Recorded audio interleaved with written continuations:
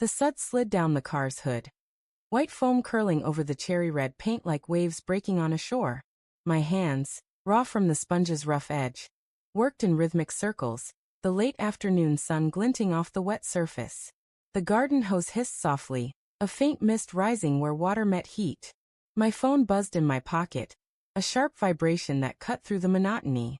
I ignored it at first, focused on the satisfying streaks of clean metal emerging from the grime.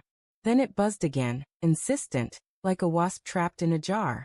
Wiping my hands on my jeans, I pulled it out, expecting a reminder from Sarah about picking up milk or fixing the porch light. The notification wasn't from her. It was from the bank, a cold, automated alert. A charge on her credit card, $127.43 at La Rose Boutique. My thumb froze above the screen. La Rose wasn't a grocery store or a gas station. It was a lingerie shop downtown, all silk and lace, the kind of place we'd never set foot in together. My chest tightened, a dull ache spreading like spilled ink. Sarah wasn't the type for extravagance. She wore cotton bras, practical, faded from years of laundry. I stared at the phone, the suds dripping from the car now pooling at my feet, the world narrowing to that single line of text. I tried to shake it off. Maybe she was treating herself, a rare splurge.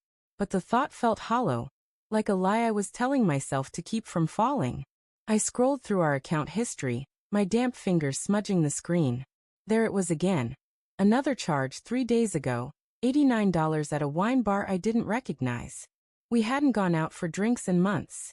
My breath hitched, sharp and shallow, as I pictured her there, laughing, her hand brushing someone else's over a glass of Merlot. The hose sputtered, water slowing to a trickle. I hadn't realized I'd dropped it. Inside, the house was too quiet, the kind of silence that amplifies every creak of the floorboards. Sarah was at her book club, or so she'd said, every Thursday like clockwork. I stood in the kitchen, the linoleum cool under my bare feet, and opened her laptop on the counter. My hands trembled as I typed her password. Our wedding date, a detail that now felt like a blade twisting in my gut. Her email was open, a habit she'd never broken. There, buried among spam and work messages, was a confirmation from La Rose, timestamped today. Thank you for your purchase, Sarah. We hope you enjoy your intimate apparel. Intimate. The word burned, conjuring images I didn't want to see. Her slipping into something delicate, her skin catching the soft glow of a stranger's bedroom. I clicked through her calendar next, my pulse hammering in my ears. Book club, book club, book club. Every Thursday for months, but last week's entry had a different address, a hotel downtown. My knees buckled and I gripped the counter, the edge biting into my palms. The room spun, the air thick with the scent of dish soap and betrayal. I wanted to call her, to scream, to demand answers, but my voice felt trapped, a lump lodged in my throat. Instead, I texted her. Everything okay at book club? Casual, neutral, a test. The 3 dots appeared, then vanished, then appeared again. All good, she replied, followed by a smiley face. That fucking smiley face. It was too bright, too carefree, like she was mocking me from across the city. I imagined her typing it, her fingers quick and guiltless, maybe sitting across from him, whoever he was. The next hour blurred. I paced the living room, the carpet worn thin under my steps. Memories clawed at me, her laugh at our wedding, the way she'd curl into me on the couch, her cold feet pressed against my legs. Had it all been a lie? I thought of the late nights she'd blamed on work, the new perfume she'd started wearing, sharp and floral, nothing like the soft vanilla she used to love. Each detail was a splinter, embedding deeper the more I turned them over. But part of me clung to doubt, desperate to believe there was an explanation. Something innocent to stitch this unraveling seam back together. When her car pulled into the driveway, the headlights cut through the dusk like an accusation. I stood by the sink, pretending to wash dishes, my heart a drumbeat in my chest. She walked in, her purse slung over her shoulder, her face flushed from the cool evening air. Hey babe, she said, her voice light, almost too light.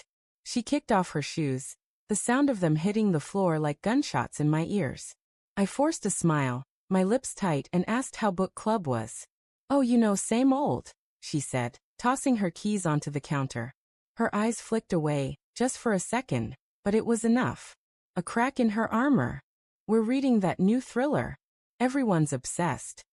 She moved to the fridge, pulling out a bottle of water, her movements too deliberate, like she was performing normalcy. I watched her, searching for the woman I'd married.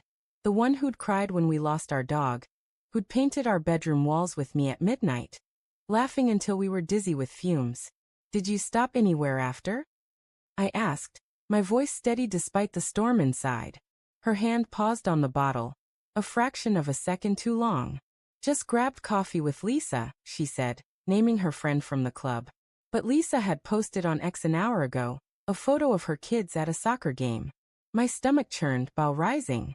I wanted to grab her, shake her, demand the truth, but instead I nodded, my jaw clenched so tight it ached. That night, I couldn't sleep. Sarah lay beside me, her breathing even, her body a familiar shape under the blankets. I stared at the ceiling, the shadows shifting like ghosts. My phone glowed on the nightstand, tempting me to dig deeper, to find the proof that would shatter this fragile limbo. I resisted, but by morning, I was hollow, my eyes gritty with exhaustion. She kissed me goodbye before work, her lips soft but distant, like a memory fading. I called in sick and drove to the hotel from her calendar. The lobby was all glass and marble, cold and impersonal. The clerk, a young guy with a bored expression, confirmed a reservation under her name last week. Was she alone? I asked, my voice barely above a whisper. He shrugged, citing privacy, but his eyes held a flicker of pity. I left, the weight of it crushing me, and sat in my car, gripping the steering wheel until my knuckles whitened. Back home, I found her scarf on the couch, the one she'd worn to book club. It smelled of that new perfume, but beneath it something else, cologne, sharp and masculine. My vision blurred, tears burning as I clutched the fabric. I didn't want to believe it, but the evidence was a noose tightening around my heart. I thought of confronting her, of laying out every damning detail, but what would it change? The love I'd built my life around was crumbling, and I was too broken to know if I wanted to salvage the pieces or burn them. That evening, she came home late, her hair slightly mussed, her smile strained. I couldn't hold it in anymore.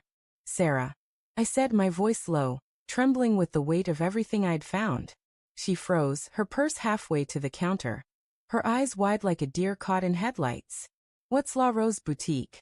I asked, each word a shard of glass. Her face crumpled, not in guilt but in something worse, defiance. You went through my things? She shot back, her voice sharp, cutting through the air. It wasn't a denial, and that was the moment I knew. The room tilted, the walls closing in.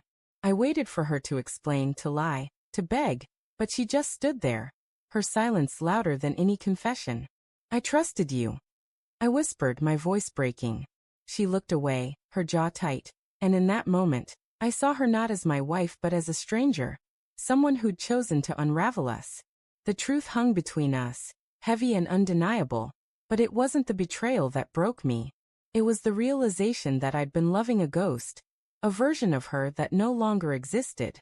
And as she turned to walk away, her footsteps echoing in the quiet house, I knew the real twist.